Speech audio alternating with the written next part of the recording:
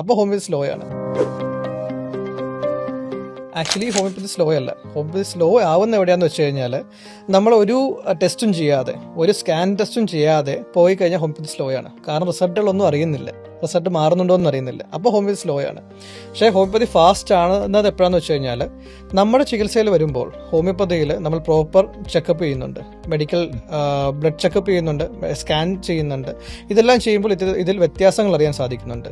അങ്ങനെ നോക്കുമ്പോൾ ഒരു അലോപ്പതിക് സിസ്റ്റം പോലെ തന്നെ ഹോമിയോപ്പതി ഫാസ്റ്റ് ആണ്. ഇതിപ്പോൾ മാറ്റം ഉണ്ടോ ഇല്ലയോ എന്നതാണ് പേഷ്യൻ്റ് അറിയേണ്ടത്. ചില പേഷ്യൻസ് ഉണ്ട്, ഇപ്പോൾ കീമോതെറാപ്പി ചെയ്തിട്ടുണ്ട്. അപ്പോൾ കീമോതെറാപ്പി ചെയ്യുന്ന പേഷ്യൻസ് ആണ് കീമോതെറാപ്പിയുടെ സൈഡ് എഫക്റ്റ് കുറേയുള്ള മെഡിസിൻസ് നമുക്ക് കൊടുക്കണം. കാരണം എല്ലാവർക്കും അറിയാം കീമോതെറാപ്പിയിൽ സൈഡ് എഫക്റ്റ് ഉണ്ടെന്നുള്ള കാര്യം. അപ്പോൾ നമുക്ക് അതിനുള്ള മെഡിസിൻസ് കൊടുക്കേണ്ടി വരും. അല്ലാതെ തന്നെ സർജറി കഴിഞ്ഞ ഒരു പേഷ്യൻ്റ് ആണെങ്കിൽ സർജറി കഴിഞ്ഞ് അവിടുത്തെ വൂണ്ട് ഉണങ്ങാനുള്ള മെഡിസിൻസ് കൊടുക്കേണ്ടി വരും. അങ്ങനെ മൾട്ടിപ്പിൾ മെഡിക്കേഷൻസ് ആണ് നമ്മൾ കൊടുക്കുന്നത്. അപ്പോൾ ഇതിൽ റിസൾട്ട് വരണമെങ്കിൽ ഇതിൻ്റെ അകത്തൊരു ഹീലിംഗ് പ്രോസസ്സ് ഫാസ്റ്റ് ആയിരിക്കണം. അപ്പോൾ ഹോമിയോപ്പതി സ്ലോ ആയിട്ടുള്ള ഒരു ചികിത്സയാണെങ്കിൽ ഇതിനൊന്നിനും റിസൾട്ട് വരാൻ പോകുന്നില്ല.